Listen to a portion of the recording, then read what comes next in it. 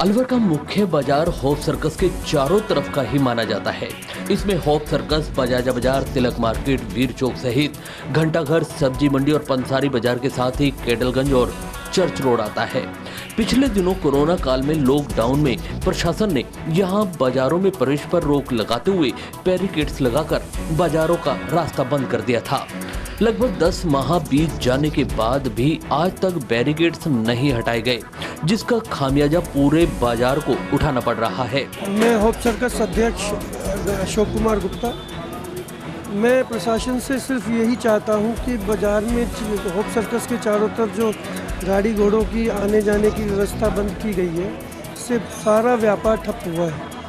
हम ये चाहते हैं प्रशासन से कि ये चारों तरफ जो अतिक्रमण की समस्याएं बढ़ी हुई हैं, जिसकी वजह से गाड़ियों की प्रॉब्लम हो रही है, ये गाड़ियों की प्रॉब्लम अगर ये प्रशासन थोड़ा सा ध्यान दे और अगर अतिक्रमण पे ध्यान दिया जाए तो शायद गाड़ी की समस्या समाधान हो सकता है। होप सर्कस के पीछे जो टांगा स्टैंड है, इसके पार्किंग के लिए जो सुविधा बनाई गई थी, ये बहुत अच्छी सुविधा थी। हालांकि इसको नवीनीकरण किया जा सकता है, उसमें और अच्छी व्यवस्था की जा सकती है, लेकिन उस पर ध्यान नहीं देके प्रशासन ने वास्तव में गाड़ी बंद करके होप सर्कस व्यापार संघ को, व्यापारियों को बहुत बड़ा नुकसान पहुंचाया। दुकानदारों का कहना है कि एक तो कोरोना में मंदी की मार, ऊपर से प्रशासन ने बैरिकेड्स लगाकर व्यापार को खत्म कर दिया है। आजकल जैसे हमारे पास करंट जो समस्या है वो हमारी पार्किंग को लेके है, और पार्किंग से भी बड़ी समस्या जो प्रशासन को वो नहीं समझा पा रहे, अतिक्रमण है। अतिक्रमण नहीं हटने से पार्किंग पे फोकस करना आसान होता है कि चारों गेट बंद कर दिए जाएं और गाड़ियों को अंदर नहीं आने दिया जाए। वो एक आसान रास्ता उन्होंने ढूंढ लिया है, उससे पूरी तरह से बाजार ख़त्म हो गया है और हमारे पास काम 70% हमारा ग्राफ गिर गया है। तो हम विधायक महोदय से आपके थ्रू, आपके द्वारा ये बताना चाहते हैं कि ऐसी पूरे दुनिया में कोई व्यवस्था नहीं है कि कहीं भी कार रोक दी जाए और वहाँ पे पार्किंग ना हो। तो वो इस बात को प्रशासन को समझाने में समर्थ नहीं है, तो वो इस बात को जाके हमें साथ लें, आपको साथ लें और प्रयास करें। अभी हाल में जो हमें लोगों को समस्या है वो बाज़ार में गाड़ी ना घुसने देने को लेकर के। आप ये देखो, चांदनी चौक में भी गाड़ियाँ घुसती है। चांदनी चौक में भी नई सड़क पे जहाँ पर कि भयंकर ट्रैफिक होता है, उस जगह भी गाड़ियाँ आवागमन चालू है, कभी बंद नहीं हुआ। मेरे को नहीं लगता इतिहास में कई गाड़ियों को बंद किया जाता हो। ये प्रशासन को खुद को देखना है कि गाड़ी को वन वे ट्रैफिक से निकाला जाए या कैसे करा जाए। जौहरी बाजार में भी गाड़ियाँ जाती है, आप रामगंज में भी जाती है, गाड़ियाँ तो कोई बंद ही नहीं है।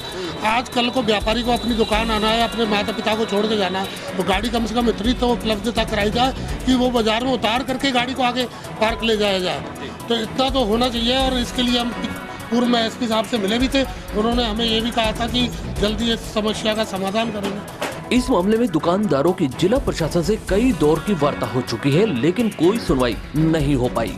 प्रशासन का तर्क है बाजारों में व्यापारियों ने अतिक्रमण किया हुआ है, जिससे किसी भी तरह की आपदा या अग्नि हादसे में अग्निशमन तक नहीं जा पाती और हमेशा जाम के हालात बने रहते हैं।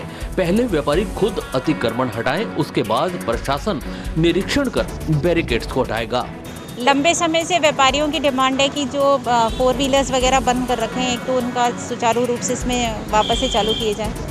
लेकिन जैसा कि इन्होंने अवगत कराया व्यापारियों ने कि दिवाली के समय जो आग लगी थी उसमें फायर ब्रिगेड का निकलना असंभव था इस मार्केट से, जिससे काफ़ी नुकसान हुआ। तो पहला प्रयास ये करने की कोशिश की जा रही है यूआईटी, नगर परिषद, प्रशासन और पुलिस का, कि इस बाज़ार से जो एम्बुलेंस है, फायर ब्रिगेड है, वो निर्विघ्न रूप से निकले, चाहे उसके सामने जो भी चीज़ अतिक्रमण के रूप में ना हो।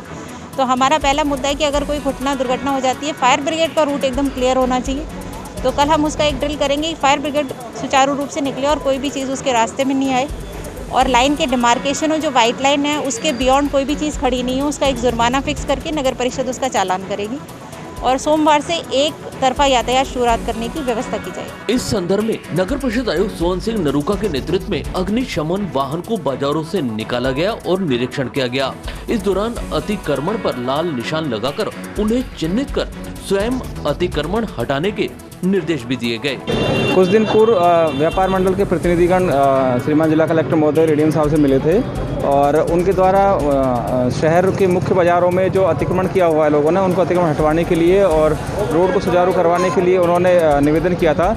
इसी के संदर्भ में कल एडीएम सिटी साहब और एडिशनल एसपी साहब की अध्यक्षता में एक कोतवाली में मीटिंग की गई थी, जिसमें सभी व्यापार मंडल के प्रतिनिधि भी मौजूद थे और उनके द्वारा ये जाहिर किया गया कि अलवर शहर के जो मुख्य बाज़ार हैं उनमें अत्यधिक संख्या में अतिक्रमण हो रखे हैं। लोगों ने सड़कें दबा रखी हैं, आवागमन में परेशानी हो रही है और इवन कहीं कोई दुर्घटना होने पर फायर ब्रिगेड की गाड़ी जाने में भी पॉसिबल नहीं हो पा रहा है। इसी को ध्यान में रखते हुए आज ये तय किया गया था कि सबसे पहले जो अतिक्रमण किए हुए हैं उनको चिन्हित किया जाए और जो भी अतिक्रमी हैं उनको मौका दिया जाए कि वो एक अतिक्रमण को कल तक हटा लें, अन्यथा फिर प्रशासन, पुलिस और नगर परिषद की संयुक्त कार्रवाई के द्वारा बाजार के शहर के जो मुख्य बाजार हैं इनसे अतिक्रमण हटाया गया। कुल मिलाकर अलवर शहर के अंदर के मुख्य बाजार आज कुछ दुकानदारों द्वारा किए गए अतिक्रमण के चलते वहीं इस समस्या से निजात पाने के लिए प्रशासन को तांगा स्टैंड पर प्रस्तावित बहुमंजिला पार्किंग को शुरू कराना होगा, ताकि बाजारों में फिर रौनक लौट सके।